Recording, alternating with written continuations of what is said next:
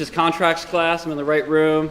Okay. What I'm going to do with you guys today is do a brief review up to that point of sequential assent of offer and acceptance under the common law. So we'll begin with an overview of sequential assent by offer and acceptance under the common law as a review, and then talk about how the power of acceptance can be terminated by rejection and revocation. We're going to also look at how counteroffers function as revocations and how some things that are purported acceptances actually function as a rejection of an offer, because a purported acceptance that proposes a change of terms under the common law functions as a counteroffer and a rejection of the original offer. So, to recap, what is sequential assent? Sequential assent is the usual bargaining process where one person announces a proposal, an offer, what they will do, and what is required in exchange, and then the other agrees. This is the ordinary course of bargaining. Ariel, would you like to buy my car for $10,000? Sure, I'd like to buy your car for $10,000. Sequential offer and acceptance. It's really that easy. You can all go home. Right, so the ordinary process is someone is going to propose a bargain and the other is going to accept it. There is also some concept of simultaneous assent, but it's not something you cover usually in Contracts 1. So what we're looking for is a manifestation of an intention to be bound. That wasn't present here because this is a didactic environment. I'm providing an example. But an offer is going to be that first step. We're going to look for the offer first. We have to find an offer in order for that to be accepted. And an offer is the manifestation of willingness to enter into a bargain, so made as to justify the other person in understanding the bargain is invited and will conclude it. So what was missing from my offer here? Well, what was missing was the manifestation did not tell Ariel that I was actually willing to sell my car. She knows I'm up here teaching a lesson, and so that wasn't a serious offer. Now, as we know from Lucy v. Zemmer, if these are just two parties on the street and someone randomly comes up to you and offers to sell their car for $10,000 and you don't know they're a secret contracts professor, right? That's a secret unexpressed intention. That's not part of the manifestation. The manifestation is that objective outward expression as perceived by a reasonable person.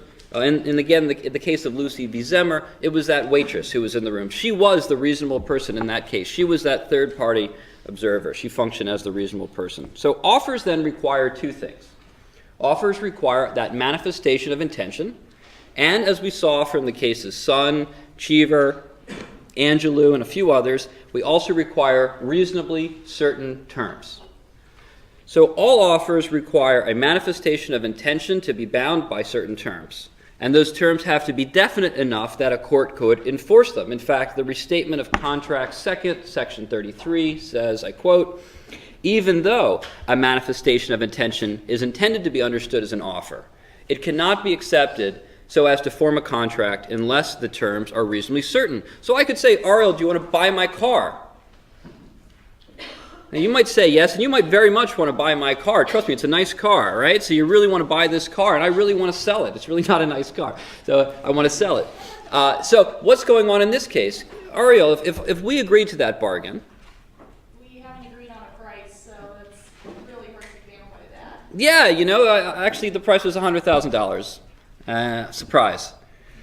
Right? So the problem with a contract that's missing a term like price is how would a court enforce that? Later on, I say, well, I want to sell the car for $100,000, and Ariel says the car's worth $10,000. What's a court going to do to enforce that bargain? So even though we had that intention. So, in other words, a bargain is an agreement to exchange promises. In this case, this is a promise to sell the car and a promise to get money, or we could have had a promise for performance. I'll deliver the car to your house. That's a performance. Or to exchange performances. I'll deliver a car to your house and you will have $10,000 in cash waiting for me. And so a contract requires a bargain. There's also one other element you haven't covered yet. What is the other element that we need? We need offer, we need acceptance, and all contracts need one more thing. Consideration, right? So that's going to be an additional chapter.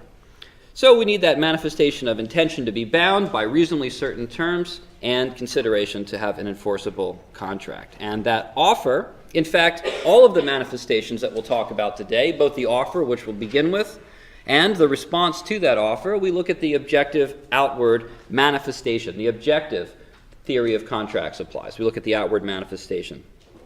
And so you read the case Lefkowitz, right? So in Lefkowitz, we had an advertisement. So this raised the question, are advertisements offers? Are advertisements offers?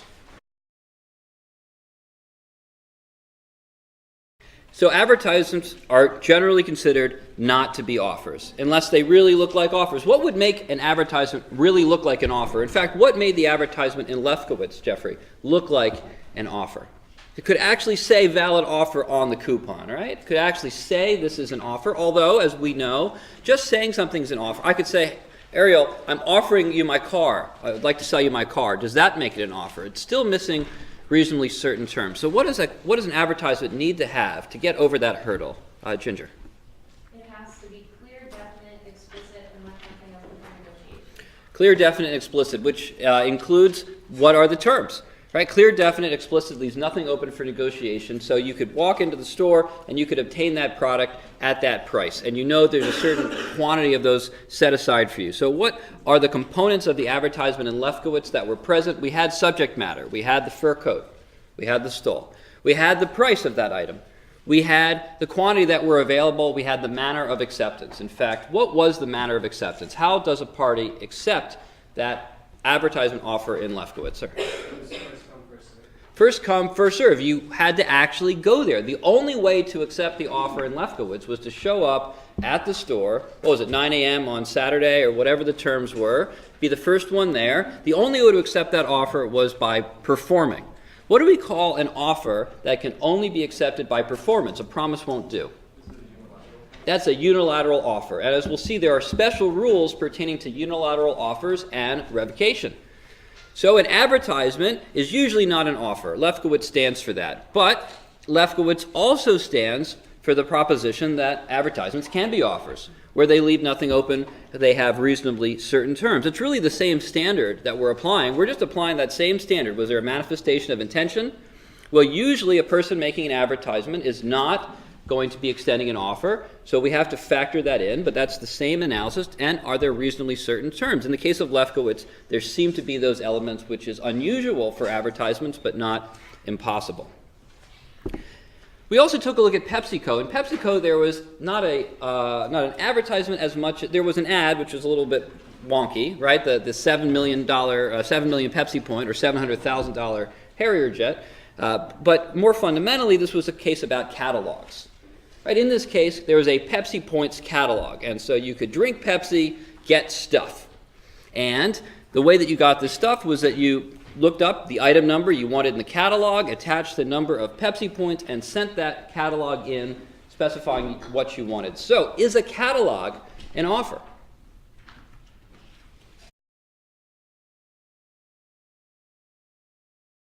It's an invitation for an offer. It's asking you to fill it out. So that means that the filled out catalog is the offer. Why?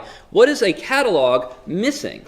Specific terms. It doesn't have the items. You don't know which items in that catalog. The catalog's this big. You're not getting the whole thing. It also is missing the quantity. Do you want 1 Pepsi sunglasses, or 7 Pepsi jackets, or 3 Pepsi bouncy balls? You're missing subject matter. You're missing quantity. There may be price missing as well. And so as a result, the same analysis applies. We always begin by looking at the offer. We always ask, does the offer have a manifestation of intention to be bound? And are there reasonably certain terms such that a court could enforce it? In the case of catalogs, where the quantity is not specified, we're almost never going to find that catalog as an offer, but rather an invitation for offers, an invitation that could be transmogrified into an offer by someone who includes those terms. And then you also learned about the commercial bidding process. So in the commercial bidding process, we have all these 3-letter acronyms: request for information, RFI, request for proposals, RFP, request for quotations, RFQ, request for bids, RFB. What are those? Well, those are also generally invitations for offers, a request for a bid. Tell me how much you would charge for this. I'm not naming a price. The price term is not included in the request for proposals and the request for bids. The time of performance may not be included. And so usually a request for a bid or a request for quotations, whatever you want to call it, it is Very similarly, an invitation for offers. And then the bid is what we analyze. Is the bid an offer, or is the bid part of preliminary negotiations? So we usually have a couple stages in this process.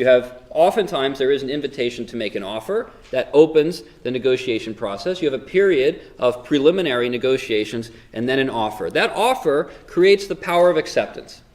And now we have to see whether that power of acceptance is valid when the purported acceptance is made. If that power of acceptance is extinguished before the acceptance is made, then that acceptance is not an acceptance. There was nothing to accept. The offer was gone. It could not create a contract.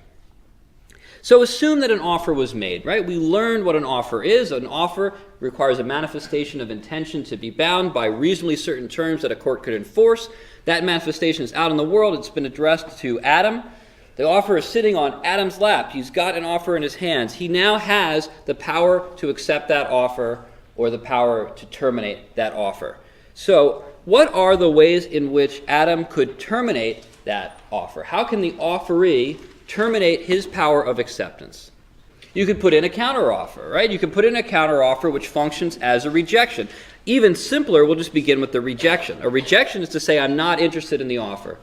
Adam, do you want to buy my car for $10,000?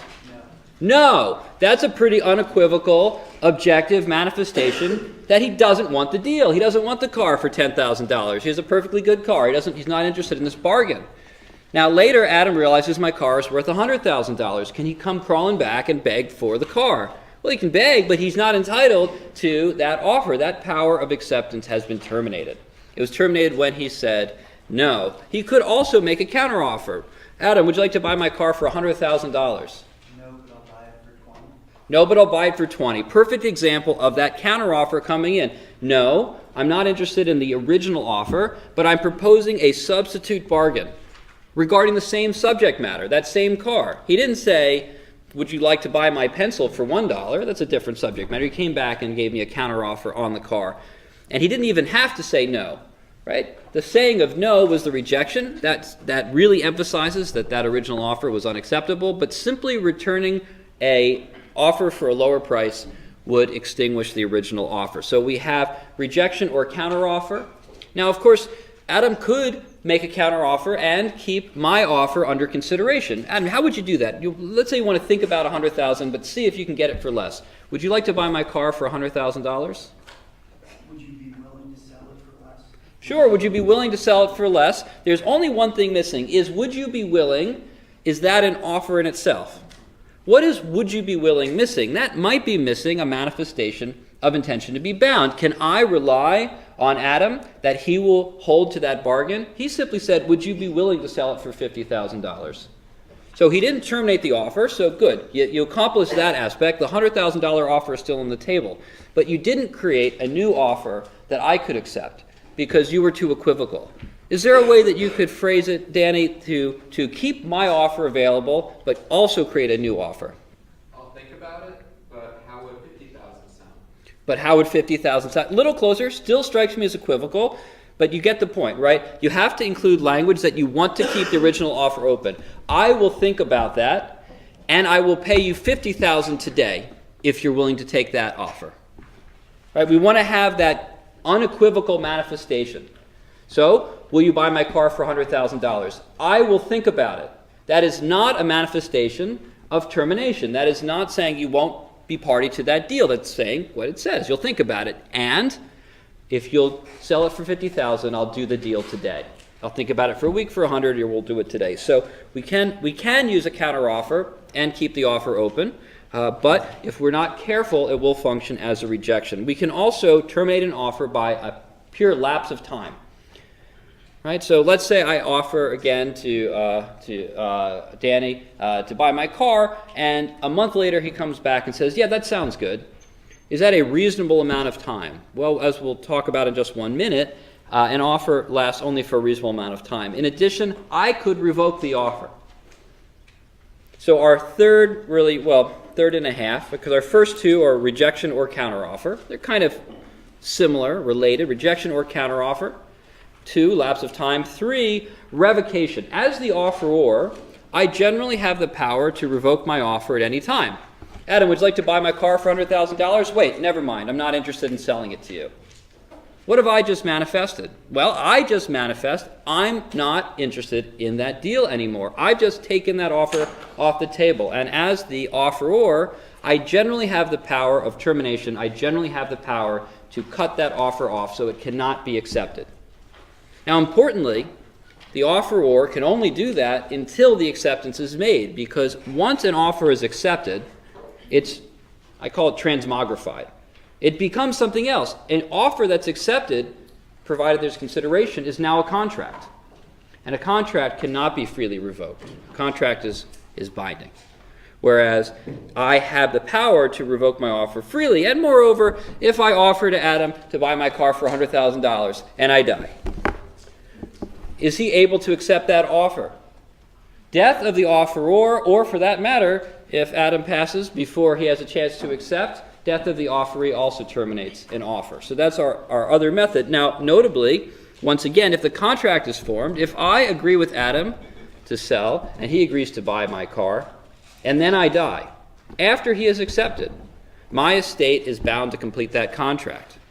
These are rules that pertain only to the termination of offers. Once offers become contracts, different rules apply. That's starting with Chapter 7. That's starting next semester. This semester is about the formation of contracts, whether an offer is alive and well, whether it has been made, whether it can be accepted, whether it has been accepted.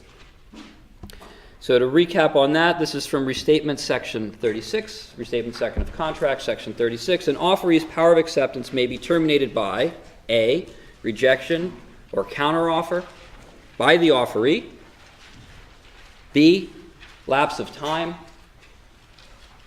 C, revocation by the offeror, and we'll learn about the limitations on that power in a minute, or D, death or incapacity of either the offeree or the offeror. And some courts will find that also destruction of the subject matter. So if I make an offer to Adam to sell my car, it burns down before he accepts it. In most jurisdictions, that would constitute a termination of the offer as well. So how long does an offer last before it lapses? Well, this one, like many things in contracts, uses that lovely term reasonable. That's like the language of contract. Everything's about reasonable. And when you see reasonable in the law, it means you have to look at facts and circumstances. Reasonable means how, usually, in this case in contracts, we use an objective standard. So we think about how a third party, a theoretical, reasonable, average person in the position of the offeree or the offeror would understand it. And so an offer lapses either at a time that's specified. I could say, Jeffrey, do you want to buy my car? This offer is good for a week. At the end of the week, you can't buy the car, right? That's clear enough. But if I don't specify a time, how long is that contract, how long is that offer available for? If I just say to Jeffrey, do you want to buy my car for $100,000, $10,000, you know, if it's an offer, you could accept it. How long does he have to respond? What is a reasonable period of time?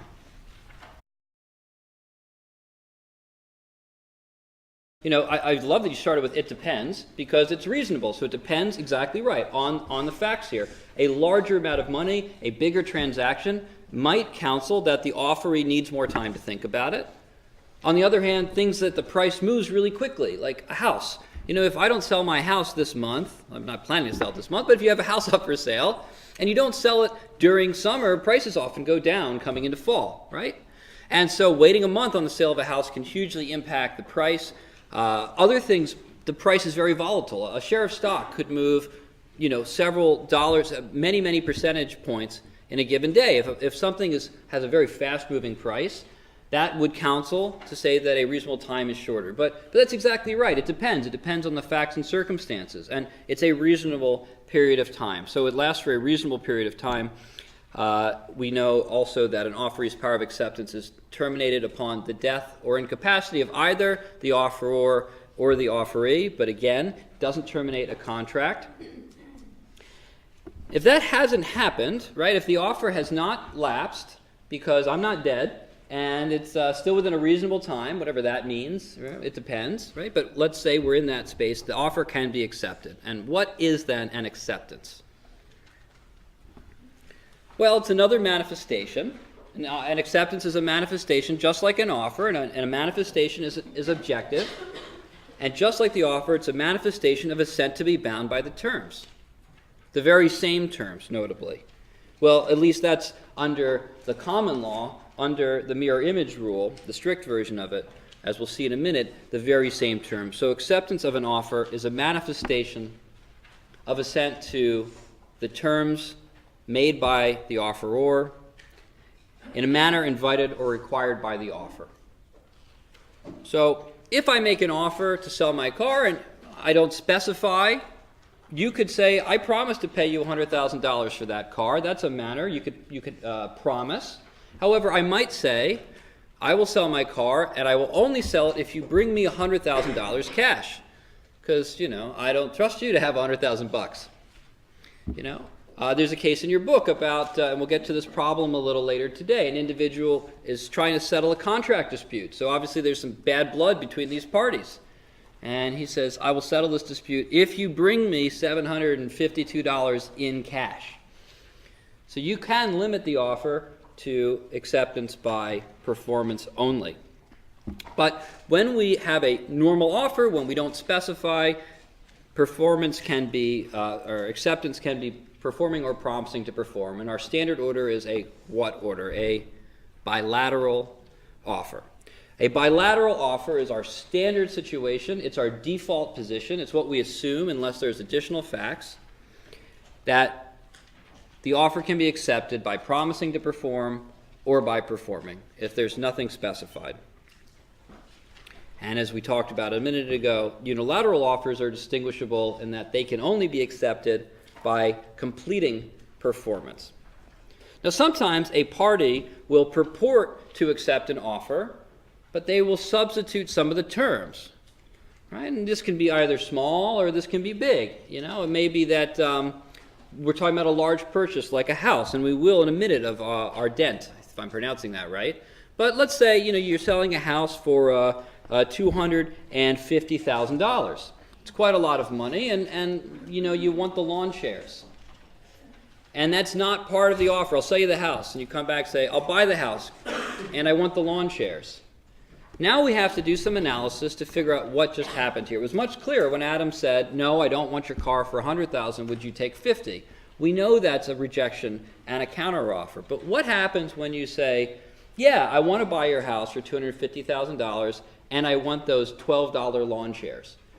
Is that going to break the deal? Well, let's talk about Ardent. First, we're going to just define a counteroffer. It's in section 39 of the Restatement Second of Contracts. A counteroffer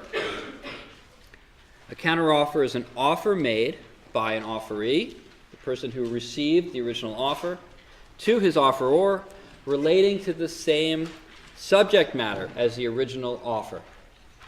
Right, so I offer to sell my car to Jeffrey. He offers a lower price on that car. If I offer to sell my car to Jeffrey and he offers to sell me his iPad, that's a different subject matter. It's not a counteroffer. A counteroffer must relate to the same subject matter, and it must propose a substitute or different bargain. And the question then is, under common law, how different does that bargain have to be before it blows up the offer?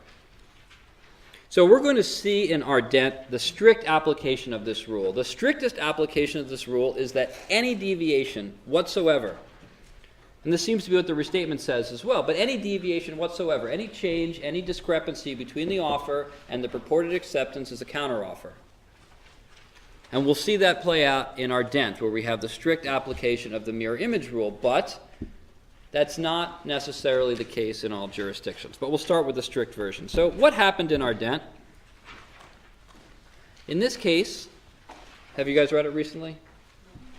So the brief facts. I'll give you the brief facts just so we can do the analysis on it. The defendant placed an ad to sell a house.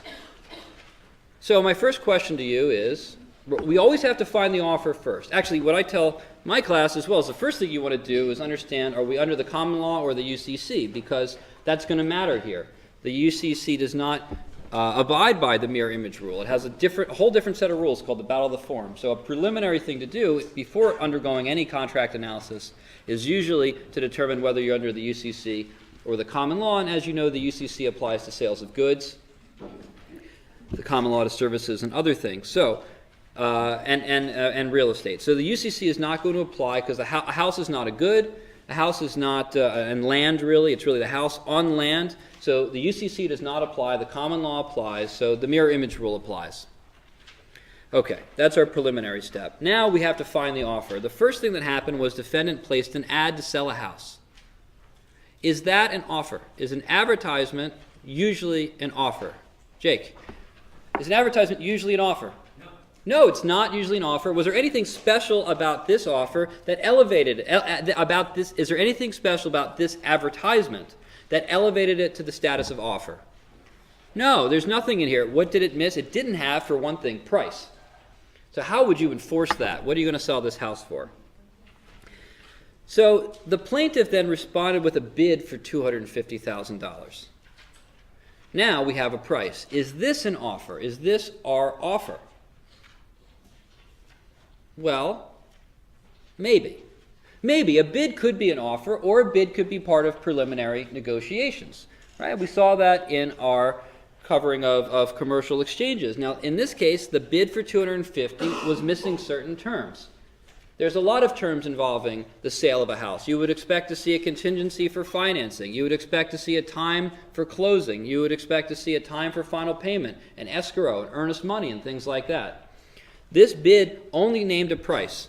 So it was probably preliminary negotiations, but it's arguable that that bid provided a first offer. Then the defendant said the bid was acceptable and delivered a purchase and sale agreement. What was that? What is a purchase and sale agreement in this case? That looks like an offer, right? That was very complete. That had the terms that I had just mentioned. It definitely had reasonably certain terms, and providing a purchase and sale agreement for a house looks more like a manifestation of intention. So it turns out it doesn't matter in this case whether the original bid was an offer. It could have been. I'm not saying it was impossible, but it's not important for this analysis because immediately after that, the formal contract came out. And that had terms that were not included in the bid. So what did, even if, let's assume the original bid was an offer, what then was the function of the delivery of the purchase and sale agreement? It would have functioned as a counteroffer. It would have functioned as a counteroffer that would have extinguished the original offer. So even if the plaintiff's bid was an offer, it would have been extinguished by this counteroffer, functioned as a rejection of that, and proposing a substitute bargain. Now the power of acceptance resides with the plaintiff. He literally, you can think of it very physically. He's got a piece of paper. If he signs this paper within a reasonable time, he has a contract. What does the plaintiff do? Does the plaintiff sign the paper? Yes. Yes. And yes, but. What's the but? Yes, the plaintiff signs the paper, but the plaintiff goes farther. What else does the plaintiff do? The plaintiff delivers conditional terms along with the acceptance. Exactly. Exactly. So he tried maybe to accept the offer. In fact, if the plaintiff had simply signed that paper, he has the power of acceptance. How does he accept? By promising to perform. How do you promise to perform this type of contract? You sign it and you stick it in the mail. And by the way, that acceptance would be valid upon posting. That's the mailbox rule, right? The offer would be valid upon receipt, and the assent would be valid, the acceptance would be valid upon posting. But that's not what the plaintiff did. The plaintiff did more than that. The plaintiff signed it, which looks like an acceptance, and also provided additional terms that said, I want these chattels. By the way, chattels, fixtures, you've covered this in property. Fixtures are what you'd think. That's like a ceiling fan. It's stuck to the house. So when you buy a house, you expect it to come with the ceiling fan, right? If you buy the house and right before closing, they're like taking the doors off the hinges and the ceiling fan off the wall, something's up, right? But if they're taking their bedspreads and their lawn furniture, that's probably okay because those things are chattels. They're personal effects. They're not fixtures. They're not part of the property. And here, the plaintiff who purported to buy this house also said, confirm that I get these chattels, some kind of furniture and a fireplace poker. So what's the problem with that? Well, the problem is that those are different terms. The house for $250 is different than the house and the furniture for $250. What if the furniture is valuable? Or even if it's not valuable, the strict application of the mirror image rule says, even if it was as a Farnsworth would say, even if it were a peppercorn, I want the house and one peppercorn. Right, a peppercorn, like, we're talking one piece of pepper. That's enough to be different, to say I want that peppercorn. That's enough to destroy that original offer. That's a substitute bargain under the strict application of the rule. And this conditional acceptance, a conditional acceptance is not an acceptance. There is no such thing under the law as a conditional acceptance. A conditional acceptance is either an acceptance with a proposal to modify. Either you accept under the terms provided, and you ask, please, please, please, can I have the peppercorn, the fireplace poker, the lawn furniture, the lawn gnome, whatever. Or it's a counteroffer. I will not take this house without that furniture. There is no such thing as a conditional acceptance, so I do quotey fingers on it, right? It's something we think about, but it's not real. So let's talk about a problem. Problem 3.6 in your book. Is this an acceptance or a counteroffer? A business person offers to buy her partner's share of the business. Her partner writes back and says she accepts and proposes they set December 15th as the closing date. So, does that look like an acceptance, or does that look like a counteroffer? A business person offers to buy her partner's share of the business. Her partner writes back that she accepts and proposes they set the date for December 15th. Who thinks that that is an acceptance? Show of hands. And who thinks that is a counteroffer? Okay, well that's pretty open and closed, right? Why is this clearly an acceptance? This is clearly an acceptance. Why is this clearly an acceptance? Because not just that she said accepts, but moreover, the closing date is not in the original offer. It's going to have to be set at some point. It's a proposal for the closing date, right? Now, there is one issue with this, though. I think that looks like an acceptance, but if the closing date is a material part of the deal, if that really matters, was the offer valid? If the closing date is a material part of the deal, then that offer might have been missing a reasonably certain term. It might not have been enforceable as an offer. It might not have been an offer that could have been accepted. So that's the way to think about weaseling out of that deal. You could suggest that there was no meeting of the minds. However, you would probably find, a court would probably find, that the closing date is not the main part and parcel of the bargain. But you could at least colorably argue that missing that term from the offer meant the offer did not rise to the level of an offer that could be accepted because it didn't contain sufficient terms a court couldn't enforce it. Let's look at just one more example. You have your books open, I see now. So just look at 3.7. 8 contractors make bids to build a school. The school district opens the bid, selects the winning bid, and sends a letter to the contractor accepting your bid, purported acceptance, stating additional terms that were not in the RFB, and saying that the written final agreement containing the bid terms and the new terms is ready for your signature. Who thinks this is an acceptance? And who thinks this is the counteroffer? This is the counteroffer, right? What's the difference between the last case? Well, this one has additional terms. They're material terms. It clearly states those are material terms. The parties have not come to a meeting of the minds on those additional terms.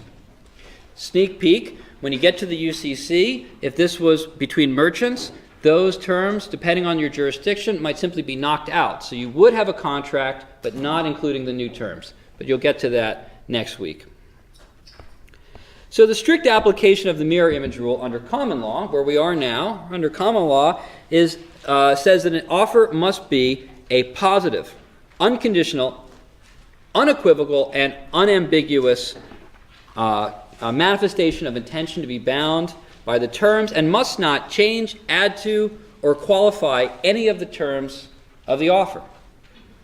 So we have a case from 1867. It's one of those really short cases you get in your book. The case is in the casebook. It's shorter every year. In fact, I don't know if you know it. You wouldn't know this, but your casebook is like 400 pages shorter than the previous edition. So you have very short cases. Sometimes you should look them up on Westlaw to get some of the background for them. I really recommend that, by the way, because some of these cases have gotten so short you kind of miss the forest for the trees. Anyway, I digress. The case in the book does talk about the difference between some barrels of, I forget if it was salt or something, and the issue was that the offer said they would be delivered to your premises, and the acceptance said deliverable. Delivered, deliverable, seems like a very minor difference, but in 1867 the court applied the mirror image rule strictly and said deliverable and delivered are different. That's the strict application of the rule, but the courts have moved to a more lenient application, especially where, like in the example I just provided, that minor modification reduces the burden on the offeror. And this is the P&W Railroad case, which is also about like that big in this case book. It was 10 pages last time, so it's hard to even discuss. But in the case, in the P&W Railroad case, which is one of the problem sets, I think it's actually problem 3.9 now. In problem 3.9, in P&W Railroad, essentially the offer, the acceptance of the offer said, we'll buy some property and you don't have to remove the train tracks from it. It removed a burden from the offeror. And the court found this was an enforceable bargain. Why is that different? Well, you know, if you're removing an obligation from the offeror, it doesn't seem like you're subjecting them to anything they weren't willing to enter into. And so while there wasn't maybe a total meeting of the minds, I mean, if I sell my car to Jeffrey, I say I'll deliver it to your house, and he says, okay, fine, I'll pick it up on Tuesday, he's eliminated the burden of me driving it to his house. So he could at least colorably claim that that hasn't made the deal any worse for me, that we do have a meeting of the minds. He gets the car. He's taking an obligation upon himself. He didn't have to. And we have a more lenient version of that rule. So a counteroffer can and often does terminate an offer unless it purports to keep the offer open. And we do have our first case, our dent, which shows the strict application of that rule. Although in that case, even a more lenient application would probably have the same effect, because it does seem to be a material change to say, give up your furniture. That's not usually part of the deal for selling a house. And if you haven't agreed to that, what's the problem? The problem is the parties don't really have a meeting of the minds. I intended to sell my house and keep my furniture. You intended to buy a furnished house. Did we really have an agreement? Or was there a lack of mutual assent? And so the mirror image rule is trying to reduce contracts that are formed that put impositions on parties where they are not getting what they really wanted. So a unilateral contract then, like the one in Lefkowitz, that was a unilateral contract. Why? Because the only way to accept was by performing. Unilateral contract can only be accepted by performing, and it has a couple special rules that pertain to the termination of those offers. So how does a unilateral contract usually look? What are we usually talking about when we talk about unilateral contracts? Well, usually they come in the form of an offer for a reward or a prize, sometimes an ad. For example, I'll pay $50 for the return of my diamond bracelet. I'll pay $1,000 for the first person who brings my dog back home. I'll pay $10,000 for the first person who plants a flag that says the North Face on the top of Mount Everest. These are all ways to incentivize people to take action, but there's a problem. The problem is, as I mentioned before, the common rule, the ordinary rule, is that offers are freely revocable. I could offer to sell my car to Jeffrey, and any time before he accepts, even if he's gone to the bank and got out a loan and done a number of other things to prepare for it, right, and run his credit report, his credit score goes down 5 points because he goes and takes out a loan to purchase the car. He's done all of these things, but he hasn't actually promised to buy the car. I still can revoke that offer. By the way, you will learn there are some limitations on that under equity. So it's a concept called detrimental reliance, but you'll get to that in chapter 5 or 6. But I have that power to revoke that offer, and if Jeffrey wants to avoid that, he can do a couple different things. For one thing, he can accept the offer. Then it becomes a contract. He could also purchase an option contract, which we'll talk about in a minute. But unilateral offers are a bit different. In the case with Jeffrey, we're not that upset. He has some options. He could promise to buy the car and then go get a bank loan. That's reasonable. But when I'm making an offer for a reward, $10,000 for the first person who puts a flag that says the North Face on the top of Mount Everest, first person who brings my lost dog home, there's a real moral hazard problem. If that offer was freely revocable at any time, I mean, what's North Face trying to get out of this deal? They want publicity. They want a video, some guy running up the side of a mountain wearing their high-performance clothing, which we'll need here in Pittsburgh in a couple months probably. And in that way, they'll pay for that reward, but what they really want is the publicity. And so North Face could actually get a lot of that publicity from someone who got 99% up the mountain, right? Or for that matter, I want to get my dog back. Right? The dog is lost. I offer a reward of $1,000 to anyone who brings my dog back. And when you're within 10 feet of my house, so you bring it to my front porch. That's the way you accept this contract. Bring my dog back to the front porch. You're 10 feet away from the front porch. I get most of the value there. You're not going to, the dog is basically home. So if I were to revoke the contract when that person is 99% up the mountain, or if I were to revoke that contract when you were 10 steps away from my front door with my dog, I get most of the value of that contract without paying for it. So there's a real incentive to do that, and so the law has come up with a doctrine to avoid this problem. And the way the law avoids this problem is that under a unilateral contract, when a person begins performance, they effectively get an option contract. They get the ability to complete performance. That offer becomes irrevocable for a reasonable period of time. Because otherwise, I could, as the offeror, cancel the offer when I got 99% of the value out of it, and that's not fair.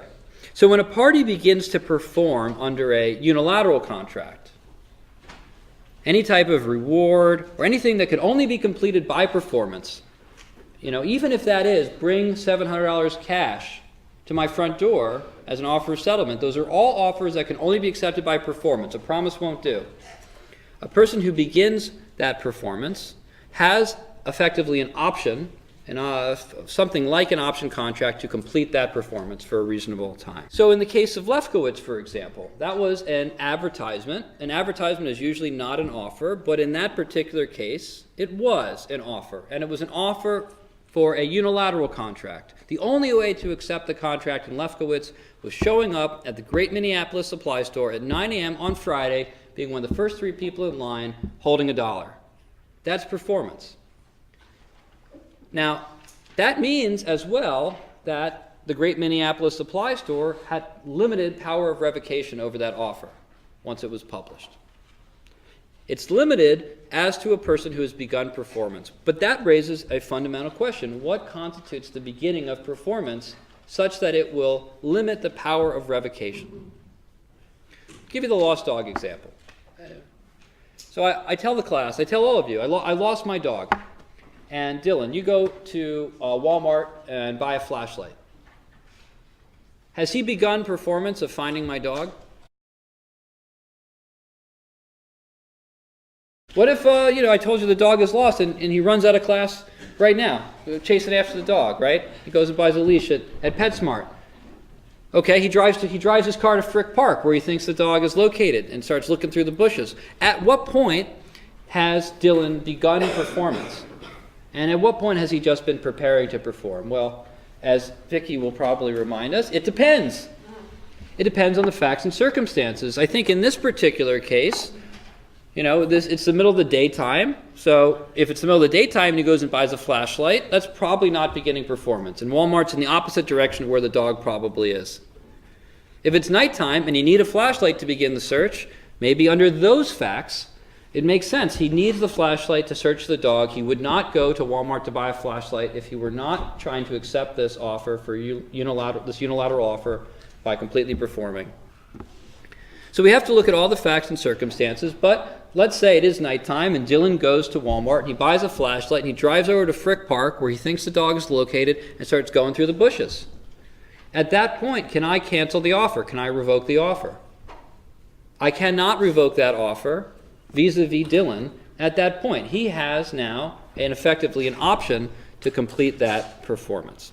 So most offers then are freely revocable, and the offeror, the person who controls the offer, can terminate the power of acceptance at any time, but we have a special rule that power of revocation is limited with regard to unilateral offers that have part performance, and it's limited as to the person who has partially performed and it's limited for a reasonable time.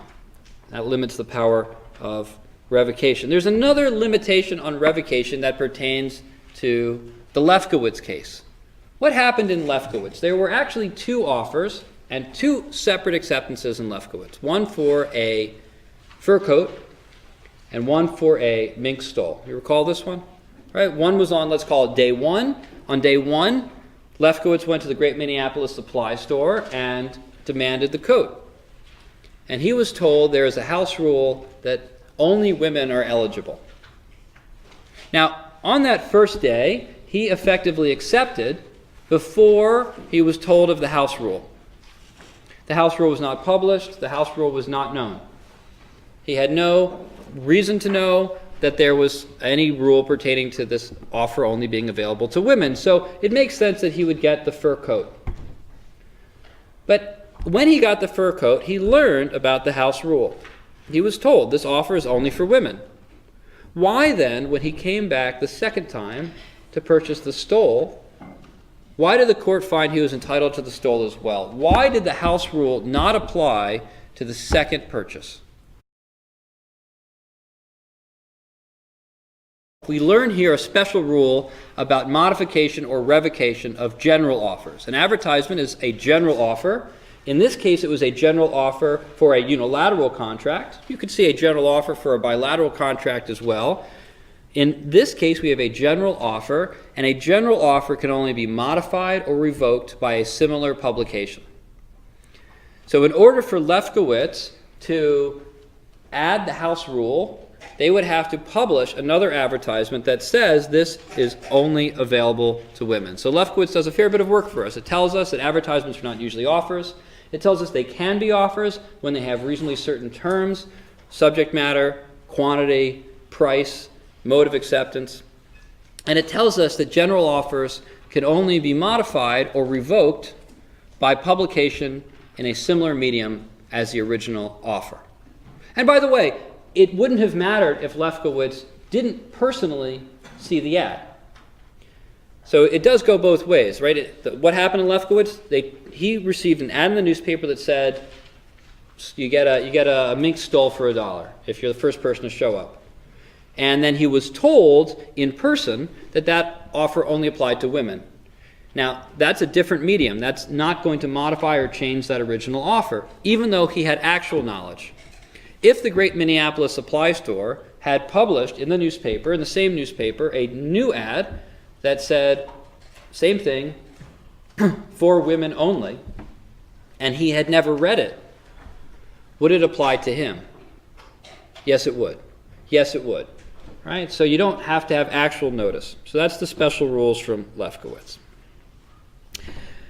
You can also revoke an offer implicitly. So these were all by oral, verbal communication, but sometimes you can revoke by action. So take a look at problem 3-18. And in problem 3-18, we have the potential, we have sort of two different versions of a hypothetical with the potential for a implied revocation by an opera singer. Restatement section 43 says that an indirect communication of revocation can terminate an offer, can kill the deal, can terminate the power of acceptance. Did that happen here? A popular cabaret singer makes an offer to perform on June 10th for $3,500 in a performance hall owned by the offeree in Seattle. So first off, this looks like a pretty valid offer. June 10th, $3,500. She's a singer. She's going to provide a sing cabaret. So we have reasonably certain terms. We have what looks like a manifestation of intention under these thin facts. While the offeree is exploring how much income he could make selling tickets and related merchandise from performance, he hears from his booking agent that that same singer has just booked a month-long tour in Australia in June. Now, my geography is not very good, but I'm pretty sure that Seattle and Australia are on virtually the opposite sides of the planet. So they are nowhere near each other. It is very, very difficult to get from one to the other, probably a 24-hour flight, and she's going to be there the entire month of June. He learns about this, and after having this actual knowledge, he tries to accept the offer. Is that a valid acceptance? So who thinks that that offer was accepted? Was the power of acceptance available to him? Let's assume the offer was valid, and let's assume the acceptance was valid. But was the power of acceptance available to the offeree at that time, or was it terminated? Who thinks the power of acceptance was available? And who thinks it was terminated? Why was it terminated? Why was the power of acceptance revoked? Why was it terminated? She intended to be in Australia. You can't intend to be in two places at once. And she clearly intended to be in Australia. But let's change those facts just a little bit and see if it makes a difference. Instead of going to Australia, she books a ticket, she books a show in June 8th in Miami, and on June 11th in New Orleans. Now let's assume first that due to flight scheduling and performance time, she could theoretically get to Seattle. In that case, do we have an effective acceptance? Who thinks we have an acceptance? And who thinks we probably don't have an acceptance? Yeah, I mean, if she could still theoretically accept, or I actually was expecting a few more hands on the no side. I mean, there's a couple reasons why that still might constitute a revocation. I can tell you that, I just gave a class yesterday, given a class today, your throat kind of runs out. I don't think singers sing every day at full-blown shows. It may not be reasonable to say that she's going to be singing 3 days in a row. Right? We have additional facts we could think of. Even though she could physically get there, if she, it's possible to get here, it may not be practicable. It's not crazy to say that she revoked her offer implicitly by booking on those other dates. However, since she can get there, and since she didn't make a less equivocal manifestation, that offer is probably still open. All right, let's take a look at problem 320. This one's got a lot packed into it, and so we'll be able to work on this a little bit. Betta has a ski equipment store at a popular ski area. Her supplier sends her a catalog with the upcoming season's hot sellers for cold days. Shipment within 10 days. She fills out the order sheet within the catalog, ordering 12 boot warmer appliances. And unimportantly, they plug into a cigarette lighter and blow warm air into cold boots. And she sends this order sheet from the catalog to the supplier. 8 days later, she gets a handwritten postcard from the seller saying that the boot warmers are in stock and are available for a 10% discount. If she orders at least 15, Betta reconsiders her order of 12 and phones in an order for 16 instead. 2 days later, she receives a box in the mail with 12 boot warmers, and a day later, she receives a box with 16 boot warmers. When was the contract formed and on what terms? So this is much more similar to the kind of fact pattern you'd expect to see on an exam. Why is this the kind of fact pattern you'd expect to see on an exam? Because we have several different items, several different events, which could all constitute offers, revocations. You'll have to analyze each of them separately. So this is good fodder.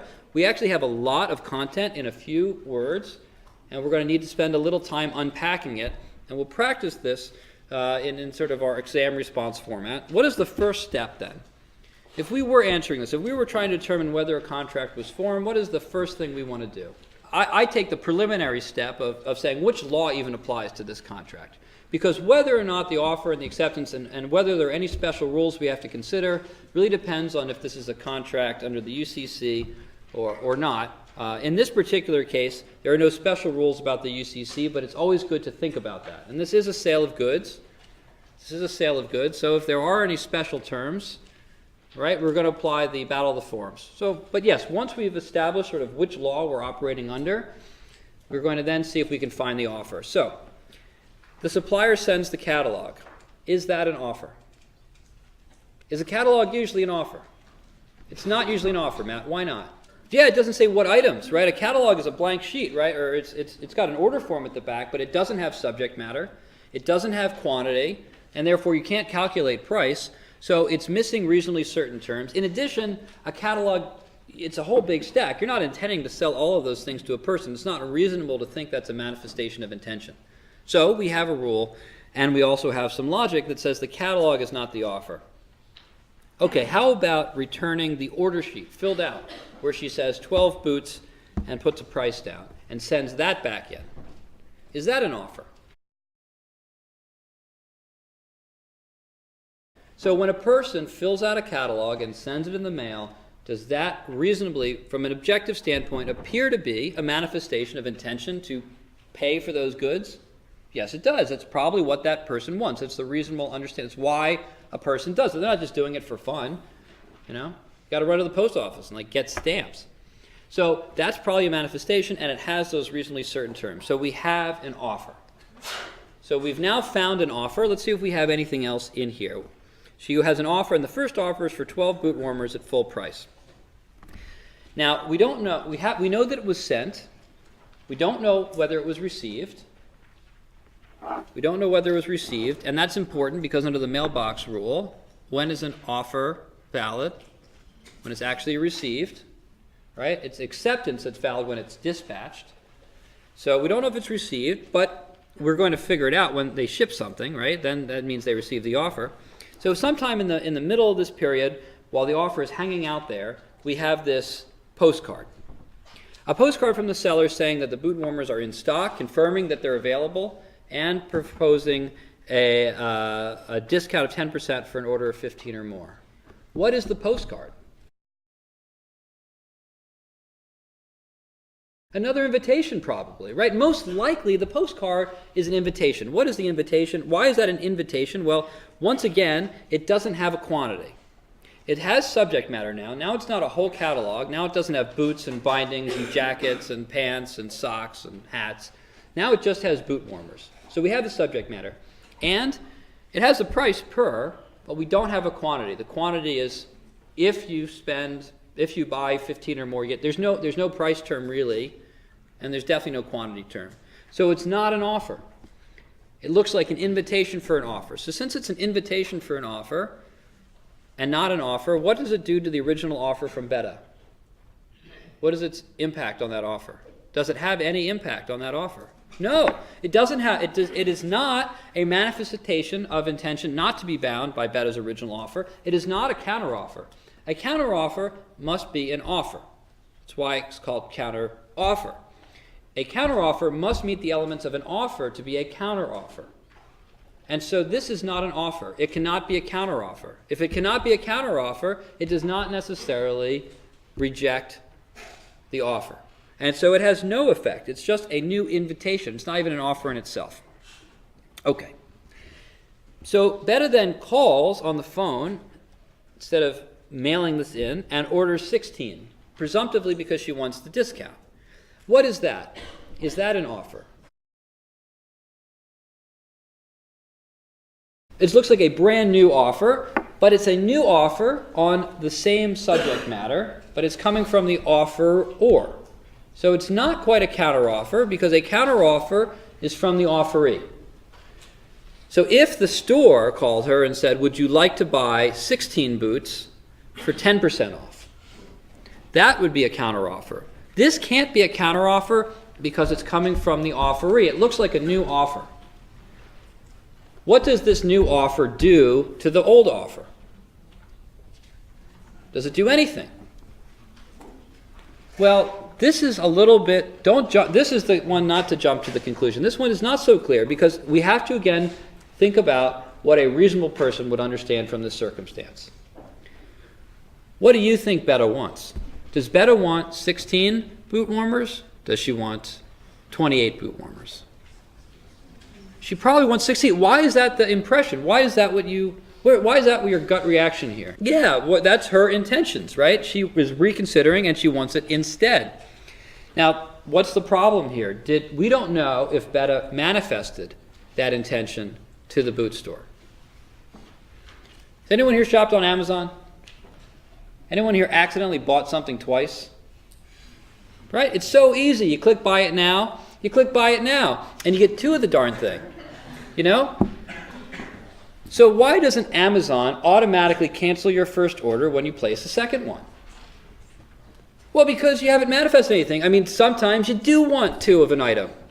How does Amazon know whether or not you placed that second order by mistake, whether you placed it because you wanted two things, whether you placed it because you wanted them in separate packaging?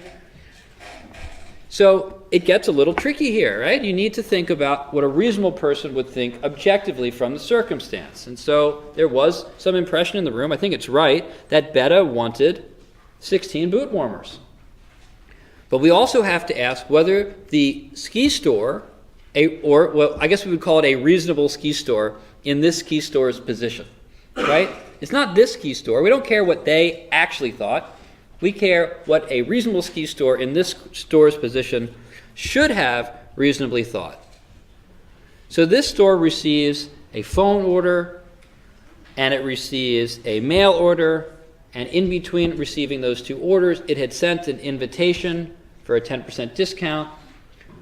Who thinks that the store would be more reasonable in thinking that Betta wanted both orders?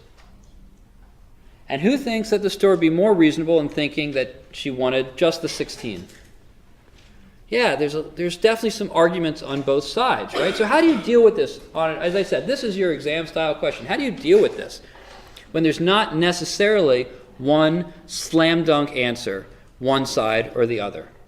Well, I think there are better and worse ways to approach this. I think the better way to approach this, and where, at least for me, and I believe for Professor Kaufman, where the analysis is, where the points are, is through the analysis. What we just did, identifying what is a potential offer, recognizing that a catalog is usually not an offer, citing to PepsiCo to make the point that catalogs are not usually offers, reasoning that catalogs are not usually offers because they lack manifestation of intention and they lack reasonably certain terms, recognizing that filling out an order sheet and sending it in does meet those criteria of having manifestation of intention and reasonably certain terms, such that it probably is an offer. And you go through the whole process that we just did. The only thing that it really hinges on is whether or not it would be reasonable for the ski store to believe that she wanted to have both offers or one. And I'll tell you, at least from my perspective, the points are for recognizing that that's the issue. How you come out, how you conclude on that is less important than getting to that process and realizing that it will turn on that. A jury would have to make that decision. What is a reasonable ski store in the position of this ski store supposed to believe? So you can deal with a little bit of uncertainty here. This is probably going to be better understood, I think, from my perspective, as an order for 16 boot warmers, because the store sent her the invitation to order more at a discount. And it seems that since she ordered 12 in the first place and only went to 16, she only did so in order to obtain the discount. That's more reasonable, I think, at least by a hair, than saying that she wanted all 28. But if you can come up with good reasons, because it depends, you can make that argument. Right? And you can make that argument successfully. One way to limit the power of revocation, one way that the power of revocation is limited by law, is if you have an offer for a unilateral contract, an offer that can only be accepted by performance, and a person begins performing. Not preparing to perform. I don't know if Dylan going to the Walmart and getting the flashlight is going to get us past beginning to preparing to perform and actually performance. At some point, you get to the level of beginning performance, and at that point, you have the ability to finish that performance. But under a bilateral contract, you might also need time to think about it. Is there some way you can cause the offer to stay open? So I offer to sell my car to Jeffrey for $100,000. He loves the car. He wants to buy it. Jeffrey's not sure if he can get financing. Right? It's a lot of money. It's a lot of money for a law student. It's a lot of money for anybody. It's a lot of money for a law professor. Right? It's a lot of money, so you have to go and see if you can get financing. Jeffrey doesn't want to commit to buying the car if he can't get financing. You know, otherwise you're going to offer to buy the car, you won't be able to pay for it, you'll be in breach, you'll get sued, you want to get sued by a contracts professor, that usually doesn't go well. And so you want a little bit of time. Is there anything Jeffrey can do to keep that offer open? Yes, there is. What can he do? Yes? He can create an option contract with the seller. Yeah, he can create an option contract with me. And so how does Jeffrey go about getting an option contract? He'd have to pay me. That's the key thing, right? He'd have to pay me. An option contract is a contract. Just like a counteroffer is an offer, note that it has offer in the name. An option contract is a contract, has contract in the name. It has to have offer, acceptance, and consideration. The option contract has to be a manifestation of intention on reasonably certain terms. The terms are to keep another offer open. So he could say to me, Jeffrey could say to me, I'm interested in buying that car. If I pay you $100 today, will you promise to keep that offer available to me for 2 weeks? If I say yes, I've just manifested my assent to that option contract, and now I am bound by that contract not to revoke the offer. And so we can think about the part performance, going to Walmart, get the flashlight maybe, or driving to Frick Park and spelunking through the grass there to find the dog. as creating a quasi-option contract. The difference being that an option contract, like every contract, requires an exchange consideration, so you have to pay for it. Whereas in the case of unilateral contracts, you don't have to pay. The other thing notably, by the way, which is interesting about option contracts is just you don't have to then complete the contract. Right? What did Jeffrey do with this option contract? He wanted time to see if he can get financing. Turns out he can't get financing. Does he have to buy my car? No, he didn't accept that contract. How do you accept a contract to bring someone's lost dog back? You bring the dog back. You have to complete performance. The only way to complete performance, the only way to accept a unilateral offer is by completing performance. So that also likewise means that Dylan goes to Walmart and he buys the flashlight, he goes to Frick Park, he gets a bunch of burrs in his clothes, he says this is not worth $1,000 and he goes home. I don't have a contract with Dylan. He's not in breach. He had the option to complete performance. He had the option to keep looking for that dog. He bailed. That's fine. That's not a breach. Jeffrey bought an option contract for the option to buy my car. He didn't exercise his option. He bailed. That's fine. And there's one more way in which an offer can be irrevocable, and this is under the UCC. So this only pertains to sales of goods. This only pertains to offers by merchants. An offer by a merchant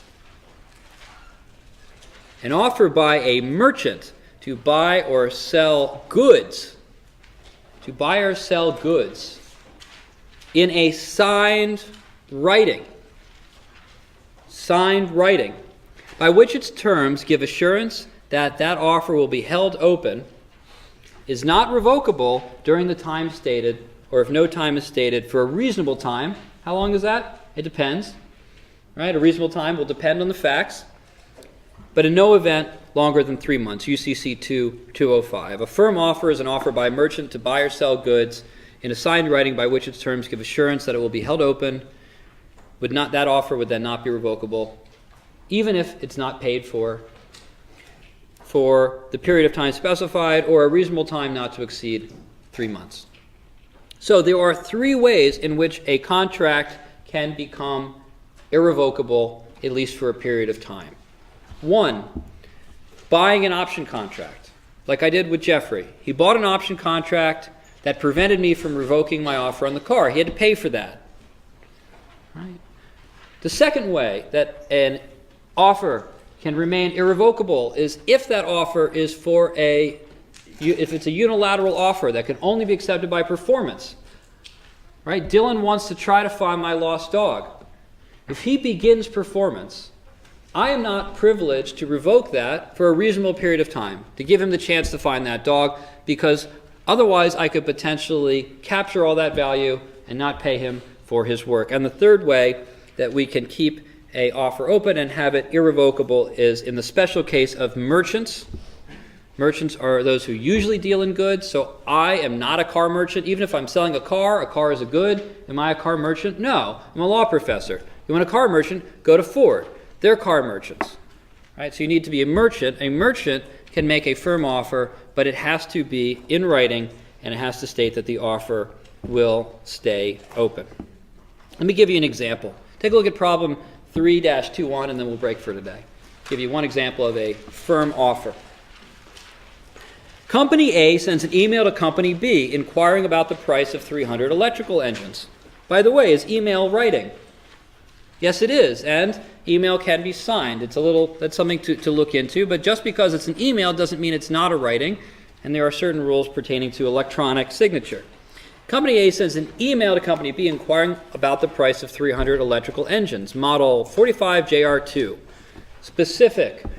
On October 1, Company B replies by email, our price for 300 engines, model 45JR2, is $5,200. We guarantee that price until October 14th, during which time 300 engines can be shipped within 2 days of ordering.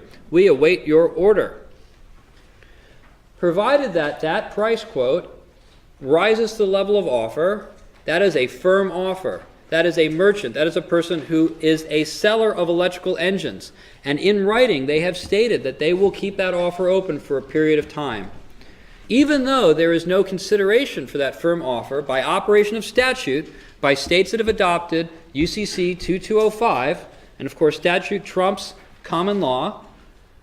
For sales of goods by merchants, the merchant can keep the offer open. So, did this offer remain open? Yes, it did. Yes, it did. The answer to problem 321 is that this was a firm offer, and therefore the offer remained open during at the time where the purported acceptance was made. So, that's in a nutshell offer and acceptance. To recap briefly, to have an offer, you need to have two things: manifestation of intention to be bound, and reasonably certain terms such that a court could enforce that. If those things are made, the offeree, the person who has received that manifestation, has the power of acceptance. That power of acceptance lasts until it lapses, either at a stated time or at a reasonable time. If either party dies, if that offer is rejected, which can happen through a counteroffer, or if it is revoked. Rejection can happen by the offeree by proposing a substitute bargain. So a counteroffer can function as a rejection and terminate the offer. So be careful when proposing a substitute bargain. Make sure you keep the offer open. And it can also be revoked at any time by the offeror, the person who made the original offer, except if there is a firm offer by a merchant, if there is part performance on an offer for a unilateral contract that can only be accepted by completing performance, or if there has been a paid-for option contract. All right, have a good week.